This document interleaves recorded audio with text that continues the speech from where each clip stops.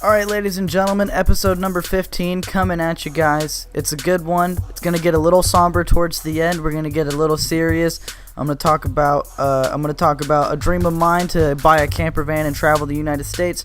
We're going to talk about Game of Thrones and where I'm at on it and what I think. And then at the very end, I'm going to go through a couple Scar stories and tell you guys about blasting my face open. So if you want to hear about that or how I got these scars, Batman, stick around to the end and find out. I appreciate you guys clicking on this video. I really hope you enjoy this episode. And without any further ado, episode number 15.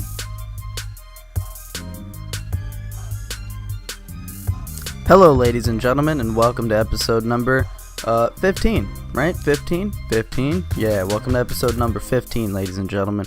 Jumping right into it today. Just so you know, I've been sitting here with everything set up and ready to go for maybe the last half hour, just kind of staring and watching some other podcast and trying to get in the mood. Sometimes it takes a while. Sometimes I wake up and within an hour I'm ready to go and I can hop in and do this. And sometimes it takes a little bit longer. Sometimes it takes all day, or I just never get around to it because I can't. I don't know. I kind of gotta be in a certain state of mind to be able to sit here and talk to nobody and talk at the camera and I don't know. It takes a little bit. It takes a certain attitude or a certain mood for me to be in to do this. But we're here. We're doing it. Episode number 15 coming out a little late in the week. Really kind of slowing down the number of episodes I'm doing. I'm trying to do a little bit better content, less rushed. More stories, more stuff to talk about, or more games to play, or, I'm trying to make, sorry, I'm choking up over here. Just finished my coffee. That might be what that is. I got a lot of, I do bulletproof coffee, so it's got butter in it, so kind of phlegmy. Whatever, but yeah, what was I saying? Who cares what I was saying, right? Let's just move along. So today I wanted to talk about, fuck it, I'm just gonna go into it. So a long time dream of mine, something I've really wanted to do for a while.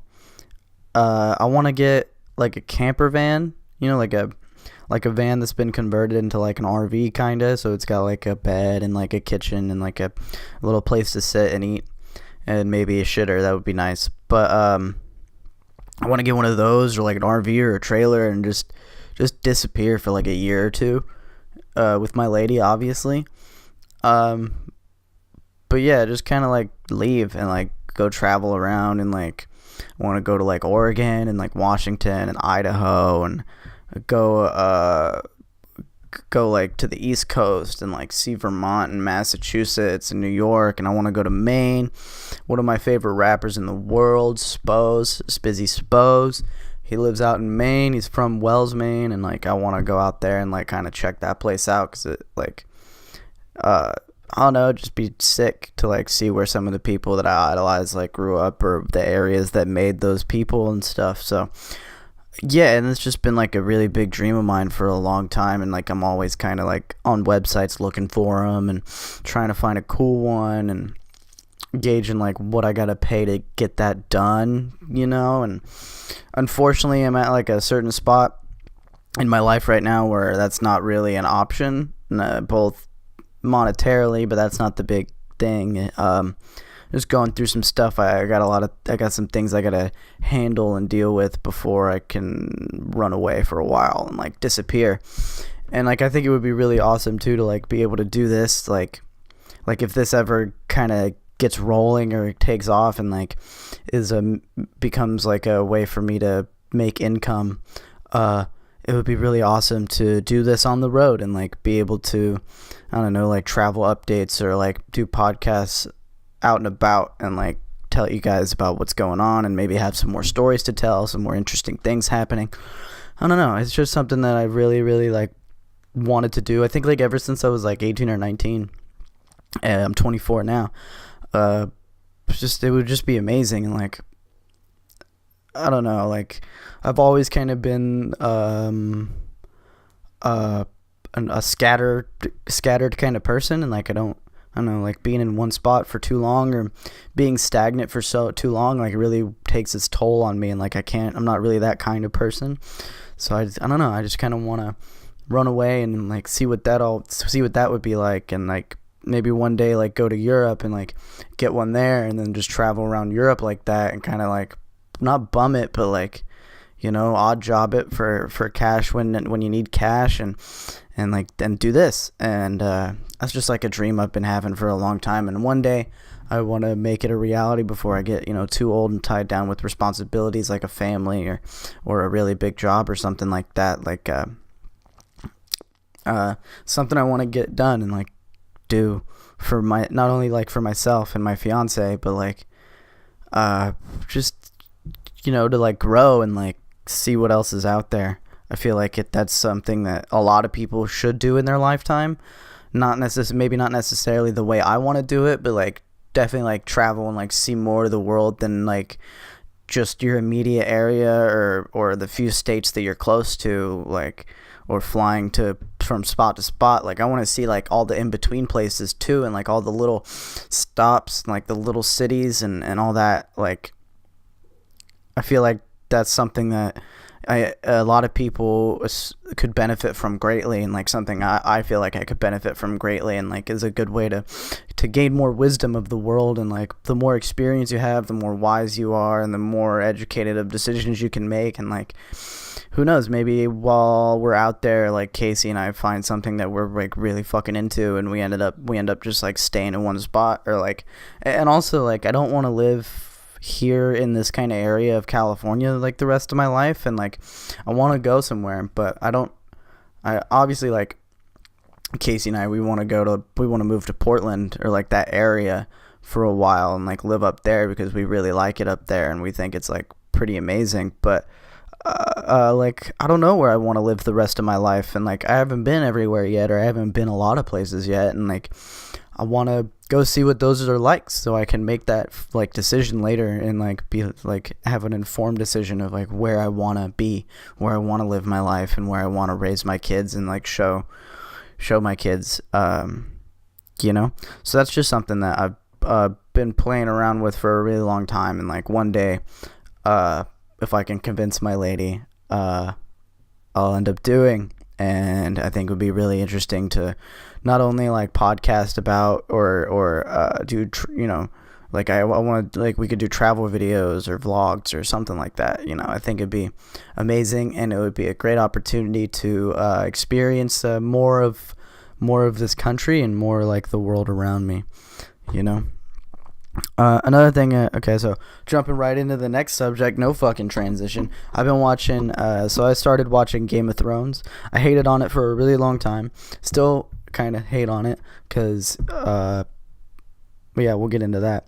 But, so I started watching Game of Thrones not too long ago. I'm now, like, halfway through season 4. And I'm trying to get through it kind of quicker so I can talk to one of my good friends, Joe, about it more. Or some of my friends about it. Because, I mean, it's an interesting show, and, like, obviously a lot of people like it, and I think that's one reason why I stayed away from it for so long, is because a lot of people liked it. And I'm usually one to, like, not jump into something if, like, everybody's on it, because I, like, growing up, being a skateboarder, being a punker when I was younger, I've always just kind of been, like, I was like a major hipster in high school, which I wish I could go back and slap myself for and be like, hey, why don't you just pick up your skateboard and be different that way? But I've always kind of been like if everybody's fucking with it, I don't want to fuck with it kind of person, like usually late to the party or early, or there before anybody, and then I kind of move along when people get there, because I just don't know. Obviously I'm not like that for some things. Like, obviously, if I see something that I really fuck with, and like I won't care if anybody or everybody's fucking with it if I really like it. But yeah, I've always just kind of tried to steer away from things that everybody is about, because I just don't want to be like the sheep. I don't want to say that, because like everybody says like, oh, sheeple, and that's so fucking lame to refer to your fellow humans as animals. But well, I mean, we are animals, but you know what I mean, to disrespect people like that. But I don't want to be like, I've never wanted to be like a follow the crowd kind of person. I've always wanted to be like, I'm on my own shit, and like, it's cool if you want to fuck with the things that everybody else is fucking with, or you want to be mainstream, or like you like those kind of things, but that's never been like who I want to be or who I strive to make myself, I always like to go against the grain, or like be on a totally different grain, not even against the grain, So, but I finally after all these years of hating on Game of Thrones, I decided, well, if I'm gonna hate on something, I might as well actually check it out and see if it really is worth the hate I'm giving it, or if I'm just being a fucking kook about it, So finally I jumped into it, and I got it. I kind of like it, and I also still kind of hate it, because I don't know. It's okay. So I'm at like halfway through season 4, and it's become so predictable to me. Like I'm also like a really big fan of cinema and movies and like that kind of world. And so and like kind of self-educated and pretty well educated on like making things like that, or how the kind of things work, or writing stories, or how stories are supposed to work, and like that kind of stuff. Like the shotgun principle. Like if in Act 1 you show a shotgun on the wall, in Act 3 you have to use the shotgun. Things like that. But it's just kind of become really predictable and like played out, and like it's just so obvious. Some of these things, like, they're leading you down this certain way. And so after you're like a few seasons into the show, you're like, oh, okay, I see how they do it. So they lead you a certain way, and they want you to start caring about this person to a certain extent, or start caring about this certain subject to a certain extent. And then they just kill everybody off for it, or they kill that person off, or they break them down, it just always goes the other way, right? They're always building and building to this thing that could potentially be good, and then they just go, no, never mind, fuck you, and they go the other way, and they choose the negative route. And I mean, that's a cool way to tell a story, but if you do it all the goddamn time, there's no story to be told anymore. Now it's just obvious what you're doing, and it's like, okay, cool, so you're making me want to like this character, so they're gonna die or something terrible's gonna happen to them, and you just get ready for that, and you stop giving a fuck about the character or about the storyline, because you're like, okay, well, they're just gonna shit all over it soon, so why do I care? Like, if you want to tell a story like that, especially in like a multi-show, like, I'm obviously not a director or a screenwriter or anything, so I mean, my opinion is, take it with a grain of salt. But I mean, if you want to tell a story like that, where you are constantly kind of breaking down the things that everybody cares about, like, every once in a while, give us something to be happy about, so we can be surprised when things go wrong, so we can be more emotionally tuned in, because it's just, in the show, nothing good ever happens. Like, it's never anything good. Like, maybe for 5 minutes there's something that's kind of cool that happens, but other than that, like, nothing really substantially positive ever actually happens in the show. And so you just end up becoming cynical and being like, okay, well, I know what's going to happen. Why do I need to keep watching this? Next episode. Okay, cool, that's what you're setting up, so this is going to happen next episode, And I just find it, so it's like, whatever. It's like, okay, cool, why do I give a shit? Give me reasons to care, and an actual, like, a reason to become, like, not even just to care, but to become, like, what's the word? Like, connected, and, like, to empathize, and, like, give me a reason to want to watch, instead of just being like, okay, well, this is pretty much just torture porn, and I'm really just fucking up my day watching this, really, because by the end of it, I'm just like, I'm mad, I'm upset, and I'm like, cool, you could have done all these different things, but instead you chose the most predictable, obvious route to go, one way or the other. Like, it's like when you watch things that are overly happy or overly positive, and by the end of it, you're just like, okay, yeah, I know, I get it. I just keep feeling that way watching this show, and one of my buddies is like, just stick with it, it gets a little bit better in the next few seasons, and I'm like, yeah, but if I can tell what's about to happen, like, there's no mystery to the show anymore, and like, the only things that, like, I really am watching it for anymore are my favorite characters, and that's Peter Dinklage as Tyrion, and Samwell, the crow, the guy on the wall. And those are like the only two characters I give a shit about, because they have legitimate story arcs that you can see happening. Like everybody else is just so goddamn predictable and so obvious, and like what's gonna happen and what's coming down the road is just so in your face, and like no shit that's happening that it doesn't matter. You're like, okay, cool, and why do I care? Like, I know what they're about to do. I know what's about to happen. And I think the only two characters with any like real guess or that keep you on your toes, or like with any actual sustenance to them, is Tyrion Lannister and Samwell, because they have legitimate character arcs where they're actually changing and going through these things and really doing things that you might not have seen them doing, or you might not have guessed they were going to do. Everybody else is just, it's obvious. It's predictable. It's like, yeah, I knew that was going to happen. Yeah, I knew they were going to react that way. But watching Samwell like being this sniveling, like doesn't think he's anything, kind of just fat learned guy, and now he's becoming more courageous and kind of coming into his own as a human being, and like really kind of learning to trust himself and like be a crow and like really become a toughened man, as opposed to the fat the fat slob boy he was when he came in, and now he's really transforming in a way that you didn't really see coming with his character. And Tyrion is just unpredictable at every step of the way.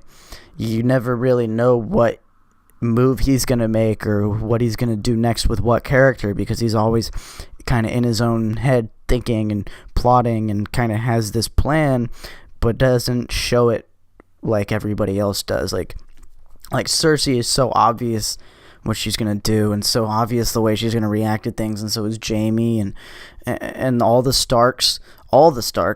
It's just like, oh yeah, no shit, of course they're going to do that. That's how they are. So it's like these two characters are like the only people with actual character arcs, with like actual believable change and stories happening to them. I mean, even like Across the Sea with Daenerys, it's like, yeah, I saw this happening 3 episodes ago. Why do I give a fuck? But again, like that's just my opinion. It's my personal take on it. That's the way I'm looking at it. I keep staring at the screen. I need to really get better at just staring at you guys. But that's just my take on it. That's my opinion on it, and just what I'm seeing watching the show. And I know, like, I mean, obviously it's become so big and stuff, but also I feel like it's become big just because there's so much money put into it, and so much money put into advertising and marketing and all this shit, that how could you not, by this point, get into Game of Thrones? Unless you're like me and you're like, well, everybody likes it, so fuck that. Or everybody's dick riding, and I don't want to be a dick rider. I don't want to follow this fucking bullshit leash, come this way and be like this, like, so steer clear until it's like, okay, well, I can't not watch it now if I'm really gonna despise it and hate on it. I gotta do it in an educated way and know why I hate it, instead of just being like, I don't like it because other people like it. I gotta figure out, okay, do I actually like this, or is it really as lame as I think it is? And it's, for the most part, 4 seasons in, it's as lame as I thought it was. Like, I know you're probably, like, anybody's watching this going, Michael, they're hour-long episodes. It's like, what, 10, 11 episodes a season, something like that? You're 4 seasons in. You've already watched this many hours of the show, and you're saying you don't like it? It's obvious you like it because you keep watching. It's like, no, I mean, I like 2 characters, so I want to find out what happens to my 2 characters. For the most part, like, I'm kind of thinking about other shit while I watch the show, because I'm like, yeah, okay, like, I see what they're setting up, and so I'm like, okay, so they're going to go the other way. It's just obvious. It's like, the writing could be so much better. So much better.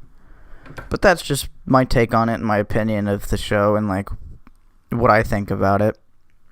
Obviously, you guys have different takes on it, or different opinions, or maybe you agree, or maybe you don't. And I'd actually be interested to see what your guys' opinions is of the show, and like what you guys think of the writing and the character arcs and the way that they tell these stories. So I mean, if you like, I'd love to have an honest discussion about this. So I mean, if you want to leave in the comments or DM me somewhere or PM me on here or whatever and talk about the show and like what you think about the writing or about how they tell these stories or what you think about these characters, I'd love to have these conversations. So leave a comment or direct message me and let's get this going. And this was not just a giant ploy to get people to comment more on my YouTube videos, by the way. I know it can seem like that, but no, I really want to have a conversation about this, and like, I don't know, maybe my opinion will change, and maybe you'll show me something that I didn't notice, or show me something that can open my eyes to it a little bit more. I'm always willing to expand my opinions and my takes on things, and like learn from other people in other directions. So okay, let's get into a good, nice. This is gonna be a short episode, guys. Because I don't have like crazy shit to talk about. I don't have some gnarly experiences or something, or well, I'm about to tell you about some gnarly experiences, but a little bit shorter of an episode this time. But I wanted to round this off, and maybe maybe I'll have one more subject after this, but I kind of wanted to round this off by talking to you guys about something personal, about something directly that's just about me. I know most of the show's just about me, but I wanted to share some personal stories with you, and mostly pertaining to how I got these scars, Batman. But yeah, I wanted to tell you guys about the scars that I have, and how I got them, and kind of the way that they affect me in my life, I guess. I feel like in this day and age where people are kind of more sheltered or don't really do much gnarly shit anymore, or aren't out there doing all this crazy manual labor anymore, a lot of people don't have those like physical scars, like, and I know it sucks to get fucking blasted open and get shit stitched up, but I mean, it's an experience, and like, for me, at least by like the third or fourth one, for me, it was, they showed me who I really am at the base level of everything. When everything gets tossed away and stripped away from me, and it comes down to fight or flight, live or die, or handle or panic. It taught me who I am at the base level of myself, and like when everything is stripped away, how I react. And for me, I'm a deal with it kind of guy. I'm a run straight into the fire person. I don't get scared. I mean, everybody gets scared, but I don't let the fear take me over. I don't let myself give up. I don't shy away from anything. I run straight ahead and handle the situation until it's over. And that's just the person I am, you know. And getting these scars has taught me a lot about myself and my own resiliency, and the things that that I can do with that I can physically do and mentally do if I really, really apply myself, or really try, or really have to. So number one, we'll start with a tiny one. You can't really see it. I'll try to take some pictures and insert them in this video so you can see them a little bit better. But so number one, I have a scar right here on my lip. It's not really as prominent anymore because I got it when I was younger. I'll try to get a picture of it and put it right here. But yeah, so when I was when I was young, maybe 12 or 13, something like that. It was kind of around the time when I started skating.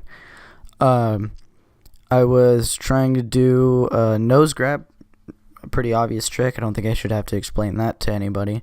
I was trying to do a nose grab in a small bowl. A bowl is a bowl. Fucking A.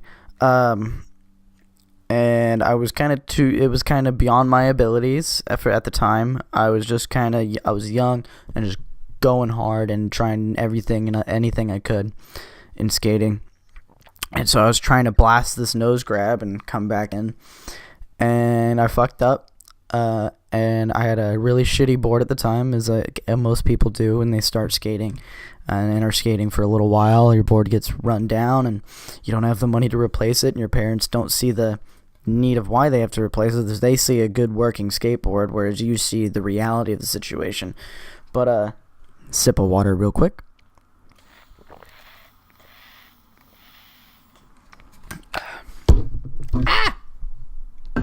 Just tip my pop filter out of the way.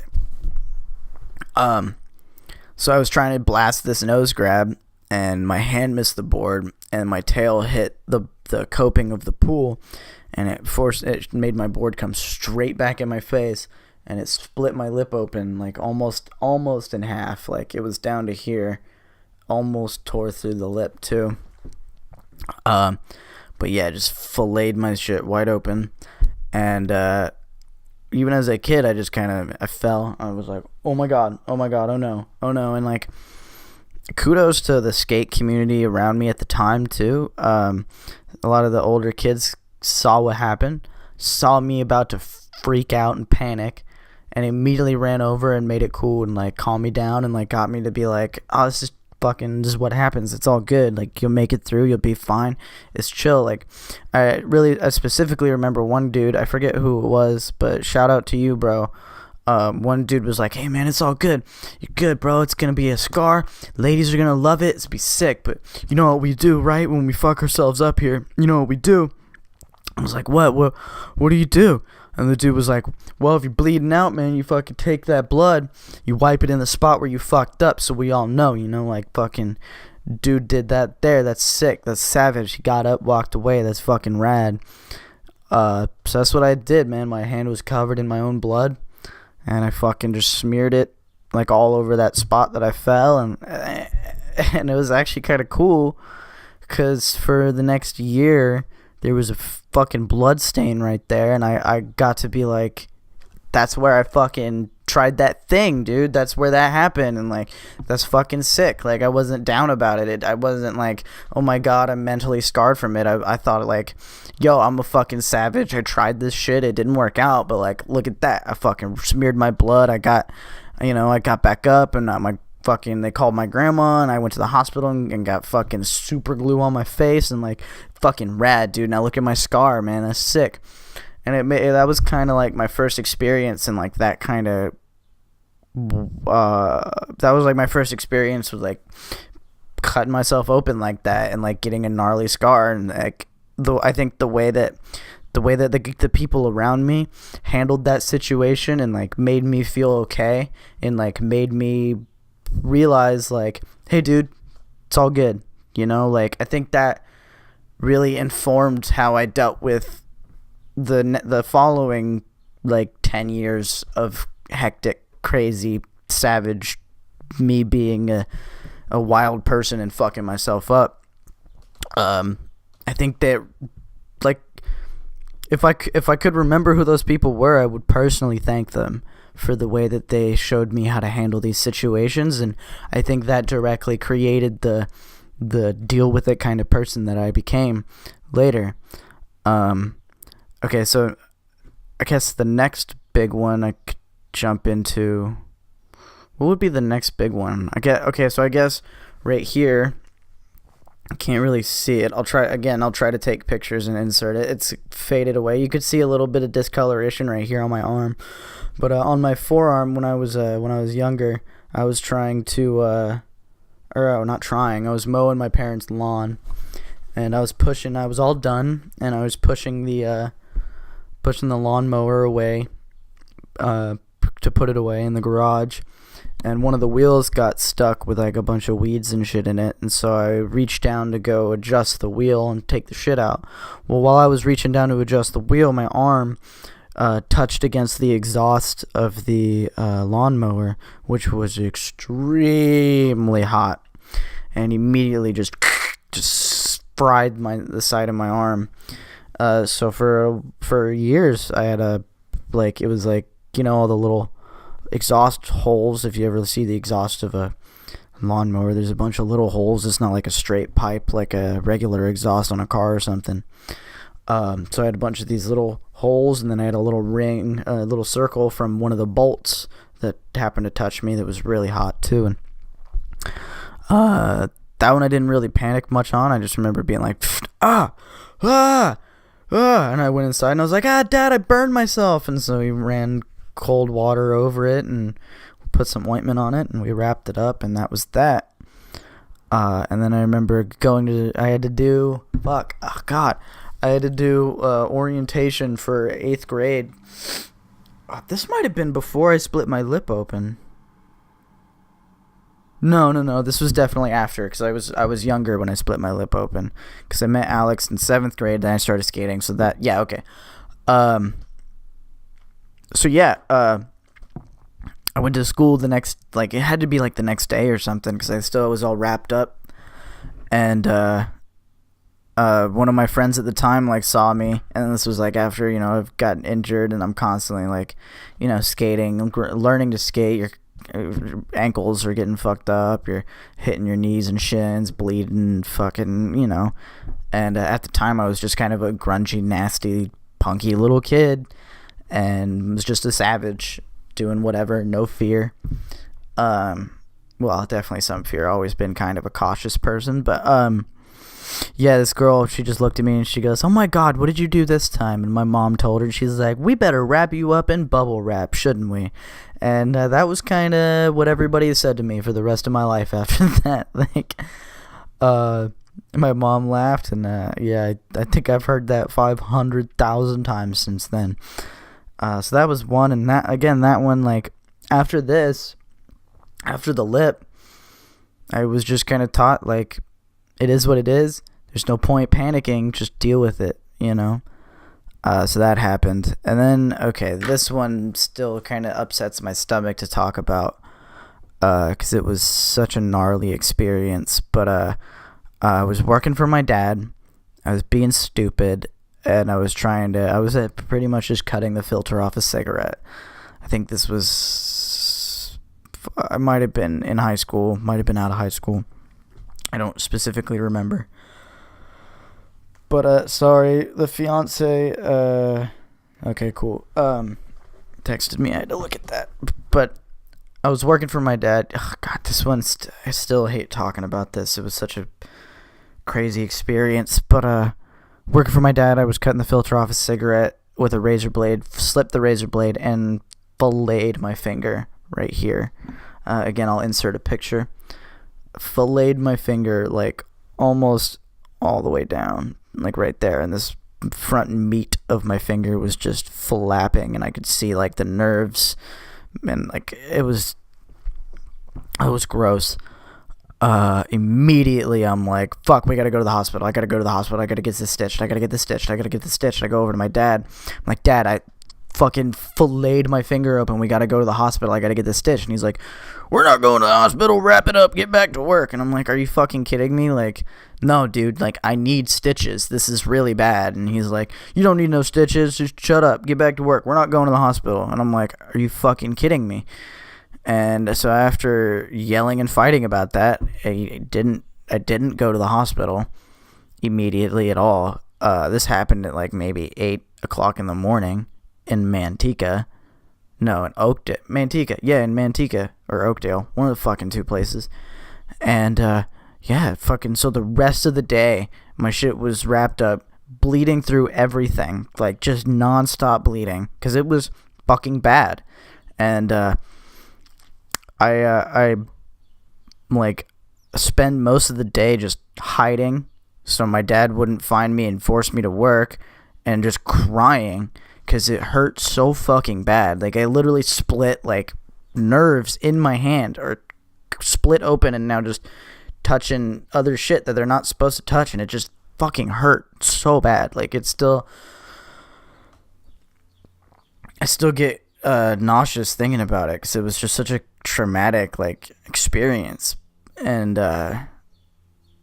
yeah, so I go the whole fucking day like this, just crying, and in probably the most pain I've ever been in, ever.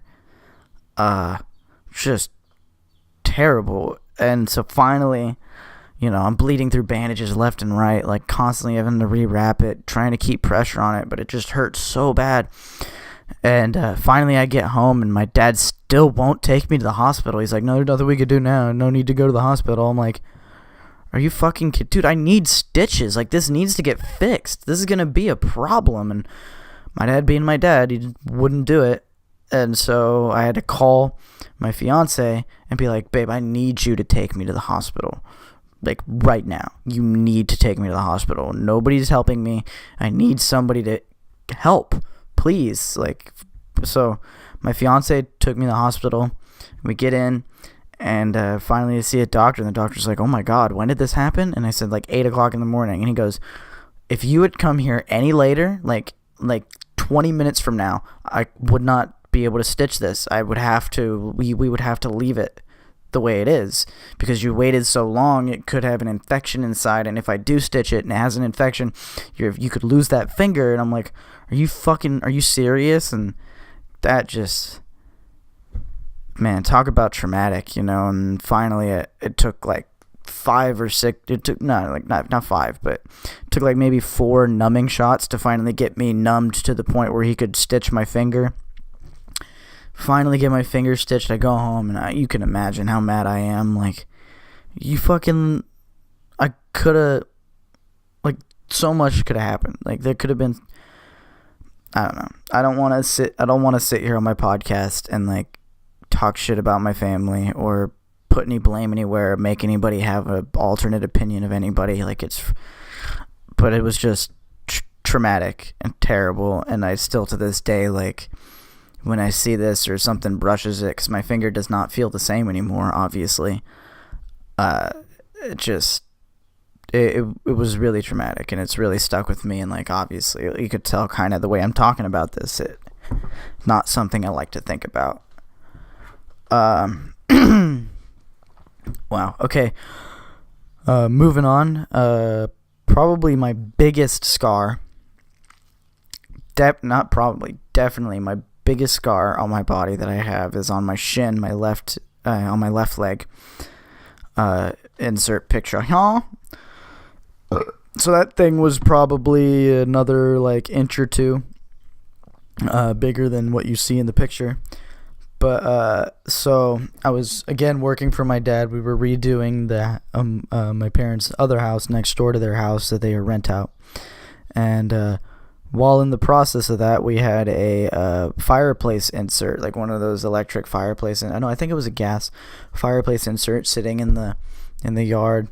And so I had to go grab something for my dad, and I'm like trying to hustle, and I'm running, and I go to jump over the fireplace. And I fucked up, and my leg came down on the exhaust of the fireplace, the top exhaust, which was a round opening like this, sheet metal. Okay.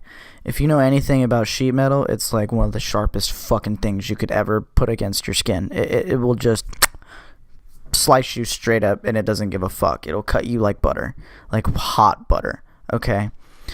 So my leg comes down, immediately slices open. I know this is probably hard for some people to listen to, but this is what I wanted to talk about this week.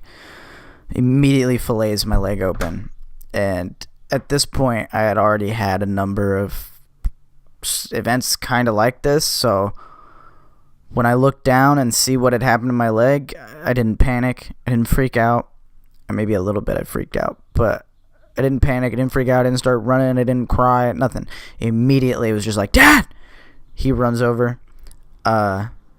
He runs over, and I go, give me a piece of your shirt and your belt. He goes, what? And I show him, I like move my hands, and he goes, oh my God. And so he like rips off his piece of his shirt, hands me his belt. I put it around, and I pull him as tight as I physically can. And I'm holding it, and I jump up, and I gotta go, we gotta go to the hospital right now. And he goes, yeah, we do. And I hop into he's like, let me help. I'm like, no, fuck off. And I hop into the car. I think by this point, I'm like, no, I'm helping myself. So I hop into the truck, and he gets in the truck, and we drive, and we get to the hospital. And me being a kind of prideful person and being like I gotta handle this myself by this point kind of person, I'm literally still holding my leg as tight as I can with this belt. Hop 1 foot all the way into the hospital, get into the urgent care, And I go, I need stitches right now in my leg. I slice my leg open. They go, okay, you need to fill out this paperwork. I said, no, I don't think you heard me. I need stitches right now. And, obviously they're like, you got to fill out paper, which is some of the most retarded fucking bureaucratic bullshit. Like, if somebody needs stitches, give them stitches, then make them fill out paperwork, you fucking assholes. But, so, I hand the paperwork to my dad. I'm like, you gotta fill this out. Why do I keep peeking? I'm like, you gotta fill this out. And so my dad's like filling it out, and they come out while he's doing the paperwork, thank God. And they're like, okay, you need stitches, let's go. And so they bring me into the room, and I'm still holding my leg, and they're like, okay, we need you to let go, we need to look at it. And I say, I don't see the stuff for stitches. Where's the shit for stitches? And they're like, well, first we gotta look at it and take an x-ray to make sure it didn't hit the bone. And I'm immediately pissed. I'm like, no, fuck you. I need stitches. Stop peeking. I'm like, fuck you. I need stitches in my leg. You're going to give me stitches in my leg right now. And then you can take an x-ray if you want, but you're going to close my leg. And they're like, sir, we have to look at it. And I'm like, fucking, okay, fine. And so I let it go. And so I'd been holding my leg so tight for so long at this point that it's completely stopped bleeding. It's just sitting there open, like this far, like really wide. It's just sitting there open, not bleeding anymore because I had stopped it. And so they're like, oh my God, wow, okay. And they're looking at it, and they go, okay, we need to take you in to get an x-ray. Do you want to see it? I'm like, no, I don't want to fucking see it. If I look at my leg, I'm going to cry. I'm gonna panic. And they're like, okay. And so they bring me in, and I'm like, honestly, I'm so mad that all this is going on and they can't just close my leg, that I'm being an asshole to like everybody in that urgent care room. And if anybody from that day is watching this right now, I am so sorry for the way I treated you guys up to the point I got stitches. But you have to understand, like, I'm panicked. Like, I'm not panicking, but I'm freaked out, dude. Like, my leg is open. I want it closed. Okay? This is not good. So, finally I get the x-ray. I'm back over. I'm over, on the table again, and now finally they're stitching me up, and then I go back to being me, and like, I'm joking around with the dude closing my leg. He's wearing A's colors. I'm a Giants fan, so I'm talking shit, and like, I go back to being cool, and then, yeah, and that was gnarly, but that was, I think that one right there is what really showed me, like, who I am. Like, deep down, I'm not a runaway. I'm not a flight person. I'm a fight person. I deal with the situation. I get it handled, no matter what it takes. And I guess this could be considered a tip for anybody. If you're going through something really traumatic or really difficult or just something terrible, the thought that always gets me through every kind of bad situation or any kind of traumatic situation or anything awful in my life, the one thought that always really helps me is I'm gonna wake up tomorrow. That's always just my thought. No matter what it is, I'm gonna go to bed and I'm gonna wake up tomorrow. And then this will be tomorrow. This will have been yesterday, and tomorrow will be today, and I can move on and I can deal with it then, or I can handle it. That's always kind of my thought. I just deal with this until I can go to sleep, and then today'll be yesterday, and I can move past it, and I can deal with it. I don't like that's what helps me. That's what gets me through everything, and like gives me the strength to see it through and be done with it. And like that's kind of what gives me strength. Is just, I'm gonna go to sleep tonight, I'm gonna wake up tomorrow, and this will be yesterday. It just helps. I don't know why, but it does. So next time you're going through something really difficult or something really traumatic or something really hard is happening to you, terrible is happening to you, just think, I'm gonna go to bed tonight, I'm gonna wake up tomorrow, and this will be yesterday. And I guarantee you'll feel better, and it'll give you the strength to keep pushing until you can go to bed and wake up tomorrow. So the last scar I'm going to talk about, the one that really made me think, okay, I'm going to wake up tomorrow and this will be yesterday. You can kind of see it in this video. You can see on the edge of my eyebrow right there. If I could kind of turn my head, you can kind of see it. You can kind of see that disconnect. I think this is 2 years ago now. Yeah, 2 years ago now, I think. I was riding. I got into BMX for a little bit. Still like it. If I could afford to get another bike, I would, and I'd like to fuck around again on one. But I got into BMX, and because of my history of extreme sports or action sports or whatever and stuff, I started progressing really quickly and getting a little overconfident in my abilities, and I wasn't wearing a helmet, and I was at a skate park in Dublin, and I went to air over a spine and go over another one because I was doing a trick on this quarter pipe behind. I had too much speed to immediately stop, but not enough speed to actually get over the spine.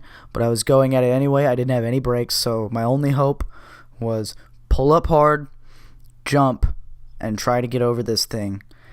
And that didn't work out. I didn't have enough speed. I didn't pull up hard enough. I didn't jump high enough.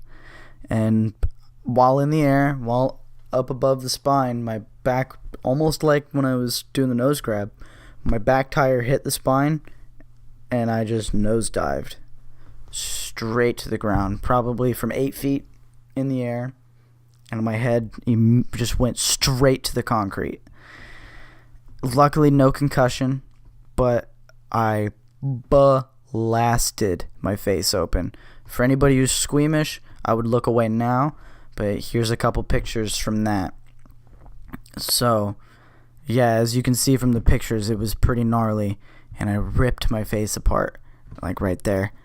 I burst a blood vessel or an artery. I think it was an artery in my forehead that they basically had to leave my face open and try to clot that artery up so it would stop, leaking, which they finally did.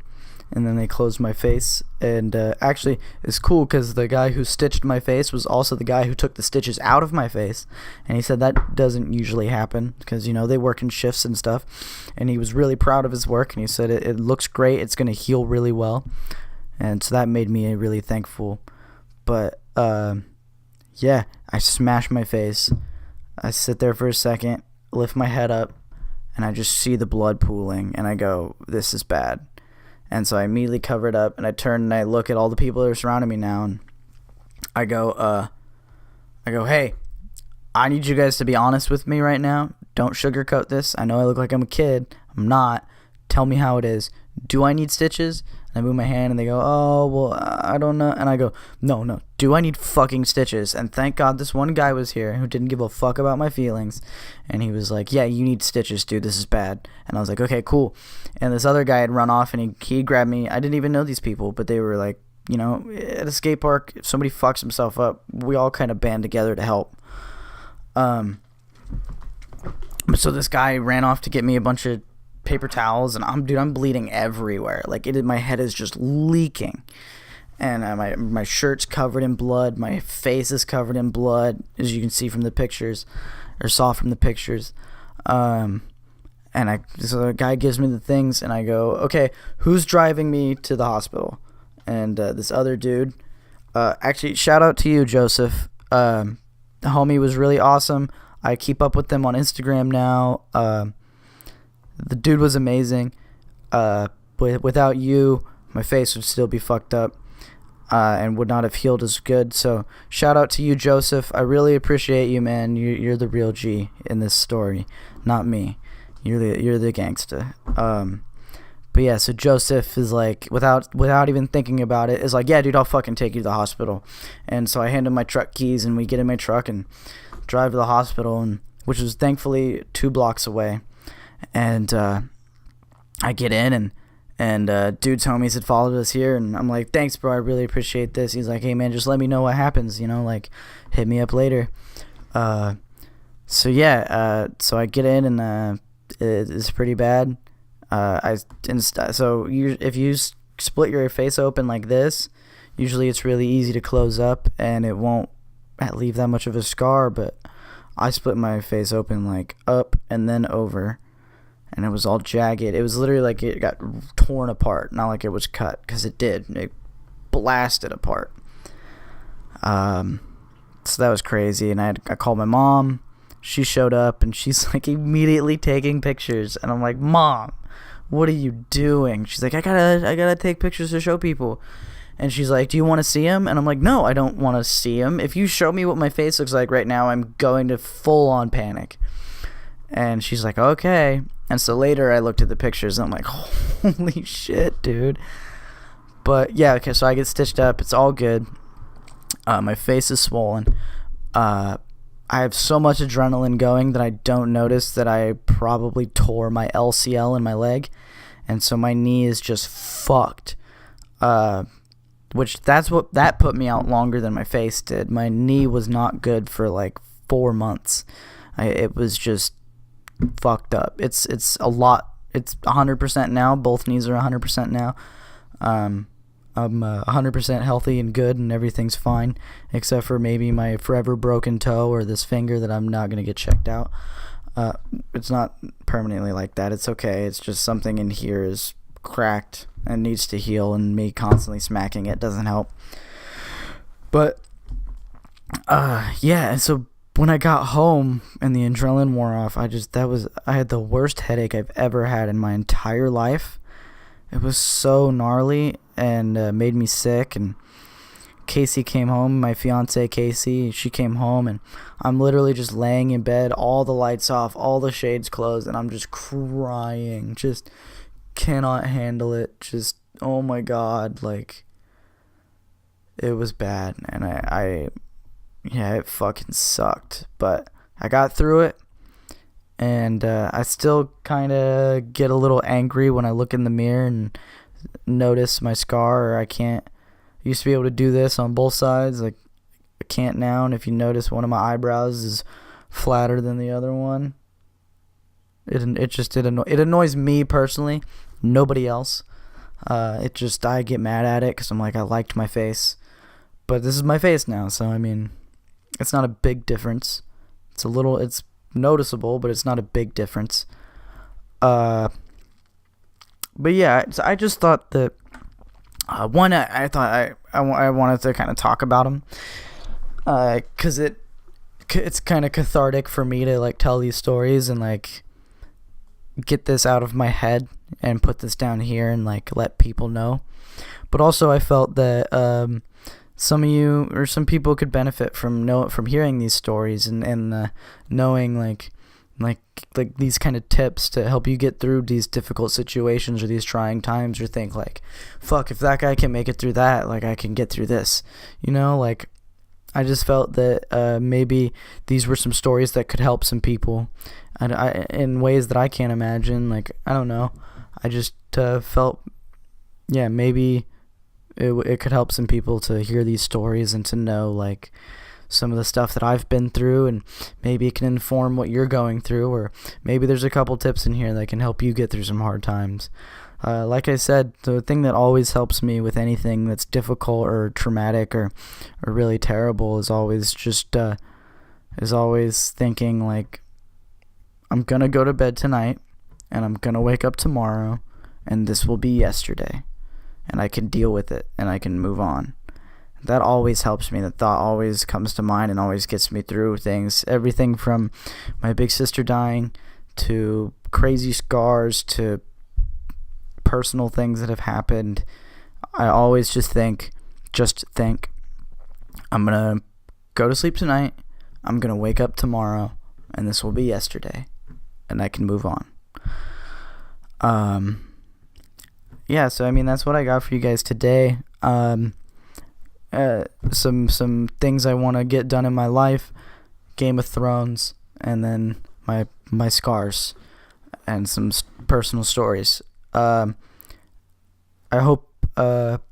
Sorry to leave it on a somber note. I know the show's called Force the Funny, and we try to be humorous and make light of a lot of things. But I mean, this one, sometimes sometimes it pays to be a little bit more serious, and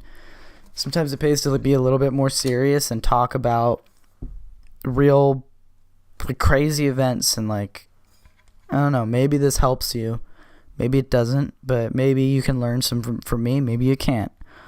Sometimes we can't always sit around and make fun of things and be funny. Sometimes you got to be a little bit more serious and really talk about some true experiences, But I really hope you guys enjoyed this episode. I hope there were some things in here that you guys can take out of this. Like I said earlier, I would love to have some conversations about Game of Thrones with some of you guys and like see what you guys think about it, and maybe you can change my opinion. Maybe not. Maybe I can give you something that you haven't thought of. So thank you for watching this. Make sure to leave a comment. Make sure to leave a comment. Voice. I'm still going through puberty apparently at 24. Make sure to leave a comment. Make sure to leave a like on the video. Subscribe to the YouTube channel. Find us on iTunes and Google Play. I'm only at episode 8 on the iTunes and Google Play because I need to update my subscription to the place that I post my podcast. So that'll be happening soon. All the episodes will start flooding into iTunes and Google Play, and you'll be able to start listening to them if you don't like to watch this. So I love and appreciate every single one of you guys. I hope nothing but the best for all of you. Kisses. And thank you guys for coming over. Goodbye. Fuck this shit, I'm out. Fuck this shit, I'm out. No thanks. Don't mind me. I'ma just grab my stuff and leave. Excuse me, please. Fuck this shit, I'm out. Nope. Fuck this shit, I'm out. Alright then. I don't know what the fuck just happened, but I don't really care. I'ma get the fuck up out of here. Fuck this shit, I'm out.